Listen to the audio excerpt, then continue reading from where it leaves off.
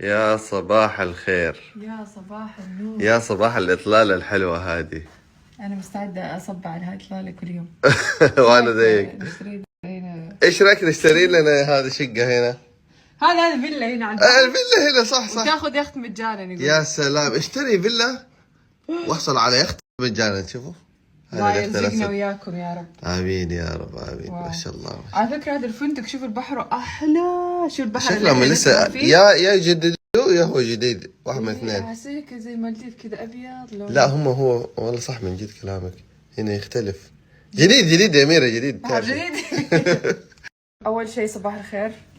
صباح الرجال اللي ما خلاني أنام.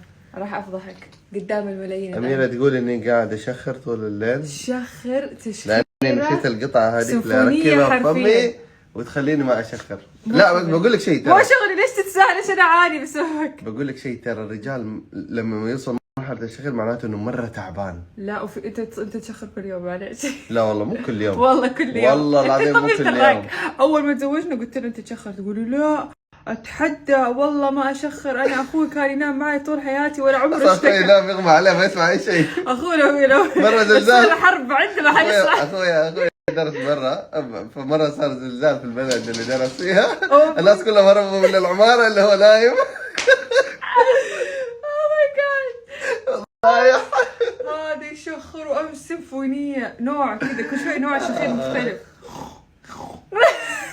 انا والله يا جماعه انا يعني اكيد في بنات انا عندي متزوجات انحراف في حاجز الانف، لازم اسوي عمليه. لا تتابعوني وعانوا من نفس المشكله. راح ارجع البيت واوريكم القطعه اللي اشتراها عبد الرحمن اللي من جد غيرت يعني حياته هو حياتي انا. صرت اقدر انام وهو صار يقدر يتنفس لانه يختنق لما ينام. ترى الشخير كمان مو كويس للشخص صح لانه يختنق، نقص اكسجين يصير. فبعدين حاحط لكم القطعه، هي من امازون جبتها صح؟ من امازون. ايه قطعه هي يلبسها وهو نايم. بس تراها مؤلمه في البدايه.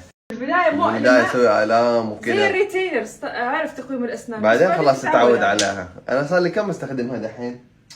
يمكن سنتين. لا وين؟ من ايام روسيا. من ايام روسيا او حتى من الامارات يمكن كمان. لا طب ايام روسيا قبل الامارات. لا قصدي ايام جدة. لا ما كنت اعرف والله. اذا من روسيا يعني يمكن صار لي 5 سنين استخدمها. المهم يا جماعة باقي لنا 17 دقيقة البوفيه يقفل. خليني اجهز على السريع. ما في وقت.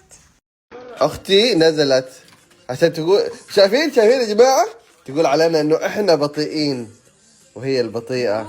اختي لبست ونزلت وقاعدة تفطر وانت قاعدة هنا تسوي ميك اب.